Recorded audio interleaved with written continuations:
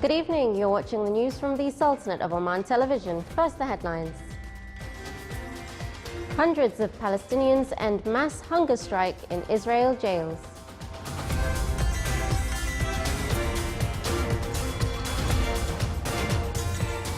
The G7 summit ends in Sicily without unanimity on climate.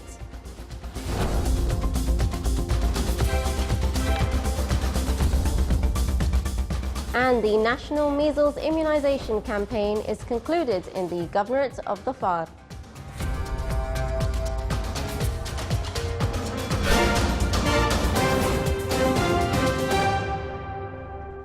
Those were the headlines, and now for the news in detail. His Majesty Sultan Qaboos has sent a cable of greetings to His Excellency President Ilham Heydar Aliyev of Azerbaijan on his country's National Day. His Majesty the Sultan has also sent a cable of greetings to His Excellency President Dr. Mulatu Teshome of Ethiopia on his country's National Day. Meanwhile, His Majesty Sultan Qaboos has sent a similar cable to Her Excellency President Bidya Devi Bhandari of Nepal on her country's National Day.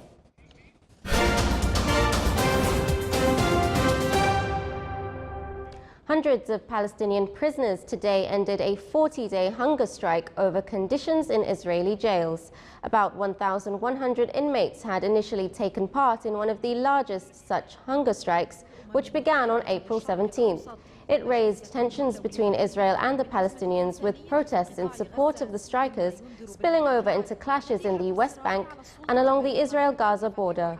More than 800 inmates who had stuck with the hunger strike until today ended it after talks held with the International Committee of the Red Cross and the Palestinian Authority to change some of the prisoners' conditions. The strike was called by Marwan Barghouti, the most high-profile Palestinian jailed in Israel, to protest against solitary confinement and detention without trial, which has been applied to thousands of prisoners since the 1980s. A summit of the leaders of the world's wealthiest democracies has ended in Sicily without a unanimous agreement on climate change, as the Trump administration plans to take more time to say whether the US is going to remain in Paris climate deal. The other 6 powers in the group of 7 have agreed to stick with their previous commitment to implement that Paris deal to rein in greenhouse gases to fight climate change. The leaders kept the ban on protectionism from previous G7 statements, but today they declared stand firm against all unfair trade practices. Climate and trade were sticking points at the 2-day summit.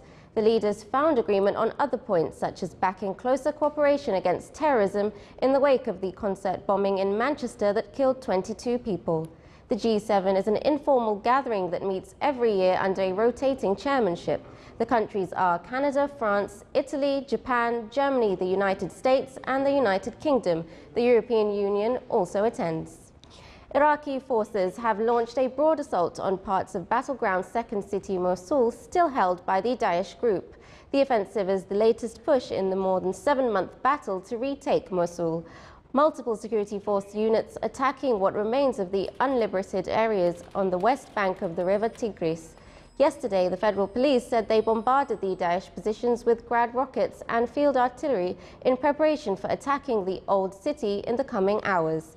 Earlier this week, the military said it had dropped hundreds of thousands of leaflets on the militant-held areas of Mosul, urging citizens to exit via safe corridors towards security forces. The battle was taking a heavy toll on civilians, pushing hundreds of thousands to flee, while hundreds more have been killed or wounded. The death toll from yesterday's floods and mudslides in Sri Lanka has risen to 113, with 100 others missing today, as security forces and residents stepped up search and rescue operations. The Disaster Management Centre said more than 2,900 people have been displaced. An Indian naval ship filled with relief supplies arrived at Colombo port today, as Sri Lanka appealed to the United Nations as well as other countries for help with rescue and relief measures. Residents of a village near Agalawate were marooned as floodwaters swamped most of the buildings up to the roof. They had fled to higher terrain, but 4 people among them died in a mudslide and 3 others are missing. Still to come in our news bulletin. The cultural campaign to introduce the initiatives of charitable endowments foundations is held in the Governorate of Brahmi.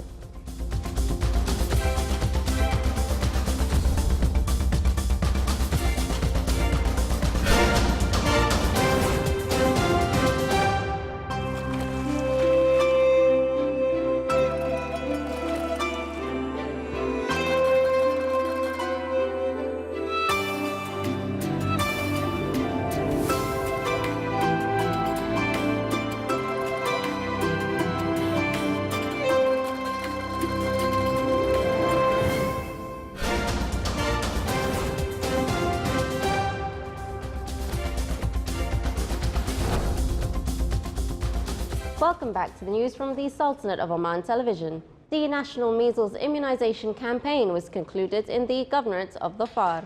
The first stage of the campaign included governorates of Dhofar and Worcester. More than 150 citizens were immunized against measles in the vaccination centers of these governorates. The national campaign entitled this year Together for a Society Free of Measles. Great efforts were exerted by the public and private health institutions in the governorates of Dhofar and Worcester to implement the national campaign. These institutions worked constantly for 2 weeks to immunize the large majority of citizens and residents. The Ministry of Heritage and Culture celebrated World Museum Day through organizing a scientific seminar at Beit al-Ghasham Museum in the Wilaya of Wadi al-Mawal in the Governorate of South Batna. The seminar shed light on the Sultanate's experience in maritime archaeology, which represents touristic and scientific support for the Sultanate's museums. The seminar also touched upon the findings of the Chinese sailor Xing's fleet debris. The Chinese fleet were drowned in the Sultanate's regional waters in the Governorate of Musandam towards the 15th century. It as well reviewed the old coins and antiques found in the Sultanate's water that dates back to the 5th century.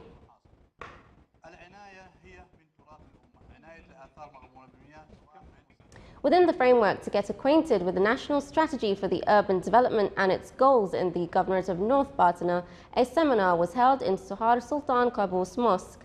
The event was organized by the Secretariat General of the Supreme Council for Planning.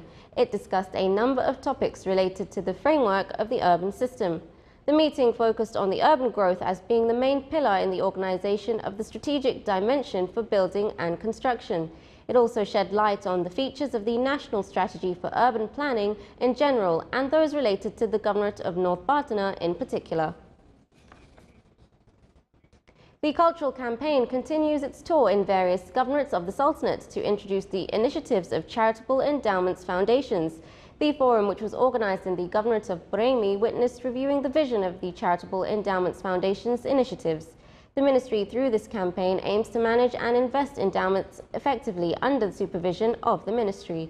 The project aims to involve the charitable society and its effectiveness by providing a new vision for endowments and zakat, commensurating with the current time and people's needs. The campaign will provide an innovative idea for charitable institutions to distribute their available resources in order to enhance community development.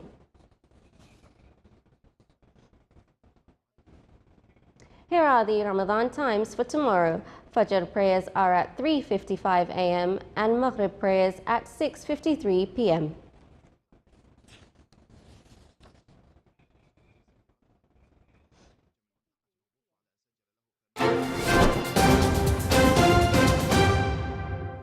And now for the general weather forecast. Clear to partly cloudy skies will prevail over the Sultanate. Winds will be north to northeasterly light to moderate. Seas will be slight to moderate with a maximum wave height of 1.5 meters.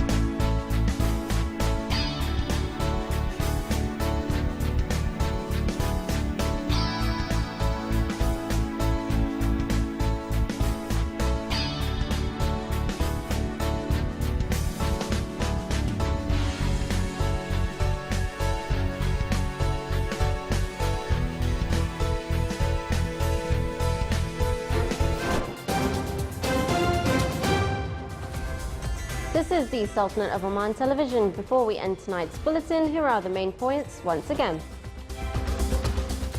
Hundreds of Palestinians end mass hunger strikes in Israel jails.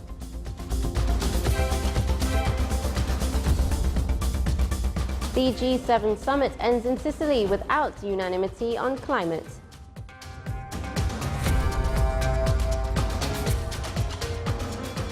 And the national measles immunization campaign is concluded in the governorate of the FAR.